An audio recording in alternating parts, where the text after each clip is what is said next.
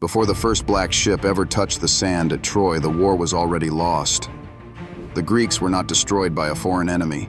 They were not undone by a sudden curse, or a plague, or a monster rising from the dark waters of the Aegean. They were destroyed by a piece of parchment, a desperate pact, and a quiet, terrible realization by the king of the gods. We are told that the Trojan War was a story of stolen love, that a foolish prince of Troy took a queen of Sparta, and 1,000 ships launched across the sea to win her back. But the mythic tradition holds a darker truth. The Trojan War was not a romance. It was a harvest. It was a calculated culling, designed by Olympus to cleanse the earth of a generation that had grown too heavy, too arrogant, and too hard to kill. And the darkest irony of all is that the mortals built the slaughterhouse themselves. To understand the trap, you must understand the suffocating fear that built it.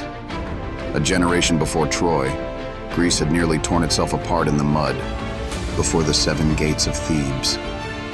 2 brothers, the cursed sons of Oedipus, had dragged the greatest champions of the age into a brutal, meat-grinding civil war over a single throne. They slaughtered each other. They died with their teeth in each other's throats.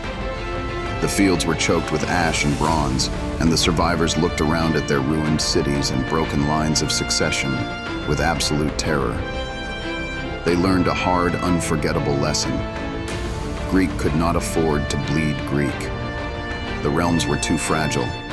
Another civil war would leave the earth barren.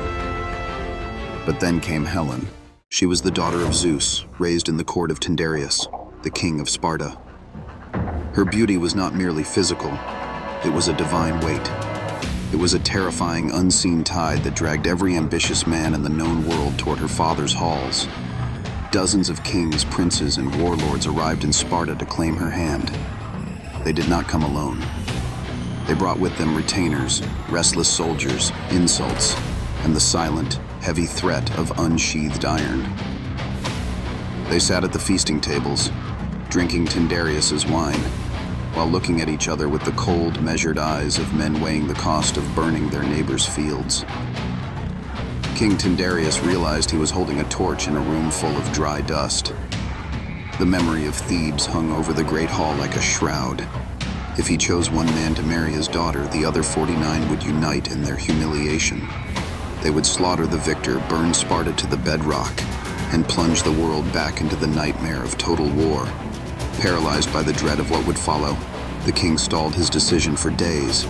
He sweat in his own throne room, trapped by the terrifying pull of his daughter and the armed men sleeping in his courtyard.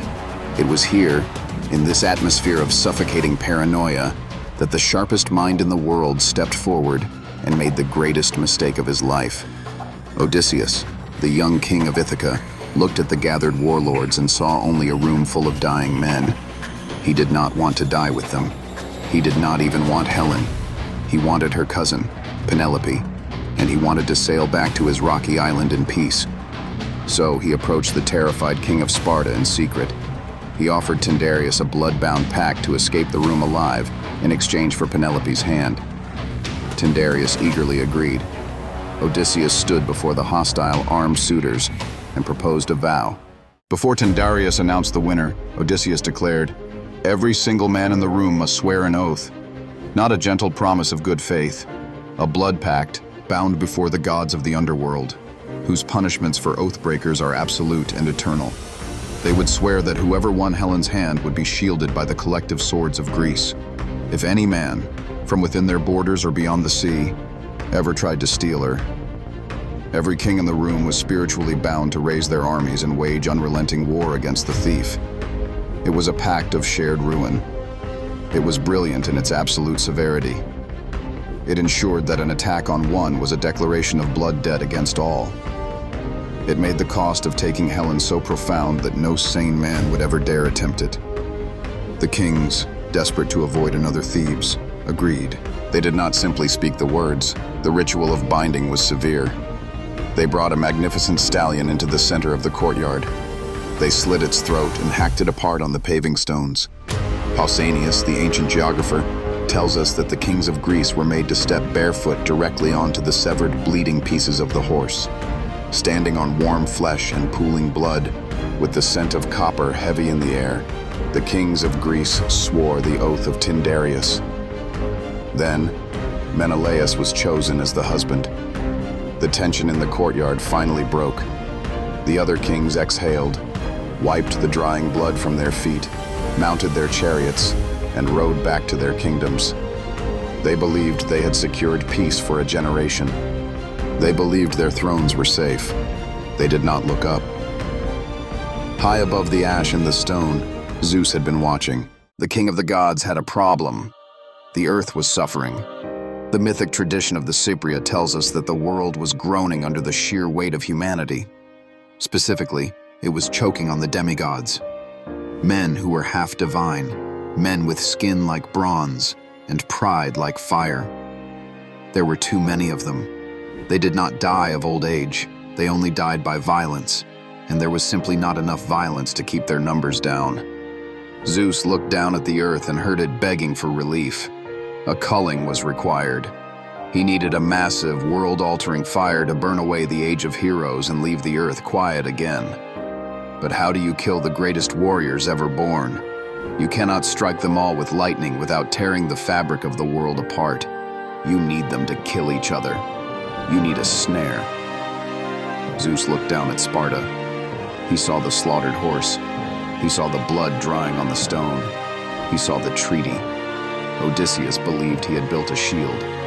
Zeus saw that he had forged a single heavy chain, binding every kingdom in Greece by the throat.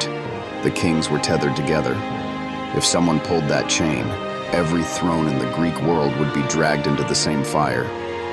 Zeus had his instrument. Now, he only needed a spark.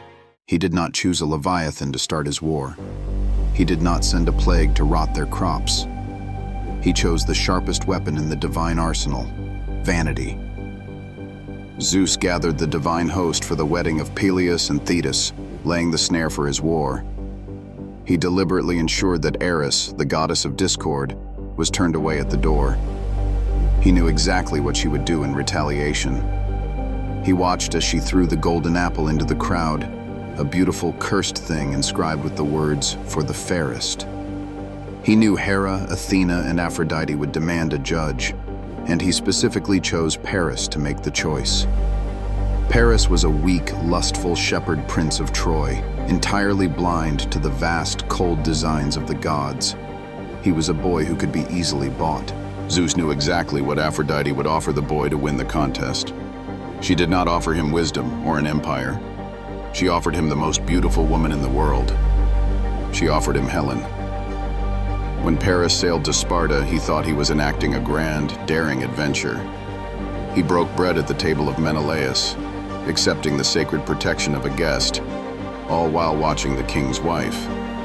When he took Helen in the dead of night and slipped his ships out into the dark waters of the Aegean, he thought he was a cunning thief taking a prize from a sleeping man. He did not know he was a tool. He did not know that by touching Helen, he was picking up the end of a chain that bound the entire world. He was a blind man stepping heavily onto a trap set by the king of the gods. The moment Helen was gone, the jaws of the trap snapped shut. Menelaus woke to an empty bed. He walked to the center of his courtyard, stood where the blood of the horse had dried years ago, and invoked the oath. The messengers rode out from Sparta immediately. They did not ride with gentle requests. They rode with the fury of a blood debt. The sound of their lathered horses and pounding hooves echoed like a plague across the land. They carried the dread to Mycenae, to Argos, to Pylos, to Ithaca. The messenger arrived on the rocky shores of Ithaca with dust still clinging to his cloak. In that moment, Odysseus realized what he had done. He looked at Penelope, the woman he had traded a world-binding oath to marry, and the truth crashed down on him. The desperate pact he designed to save his own life in that crowded room in Sparta had just chained the entire Greek world to his throat. There was no escape. To break a blood oath made on the severed flesh of a sacrifice was to invite the Furies. It was to invite total ruin. They had tethered themselves to a single stone, and Zeus had just pushed that stone off a cliff. The heroes gathered at Aulis. They brought their black ships, their bronze spears, and their sons. They marched not because of honor, and not because of love. They marched because they were bound by the cold, heavy iron of their own fear. 10 years later, the earth would no longer groan under their weight. The plains of Ilium would be rich with their blood. The thrones of Greece would sit empty. The age of heroes would be broken forever.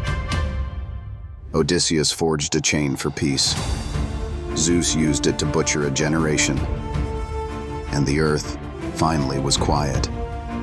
If you want to know what happened to those who tried to break the blood oath before the ship sailed, subscribe to the channel. The gods do not forgive cowards.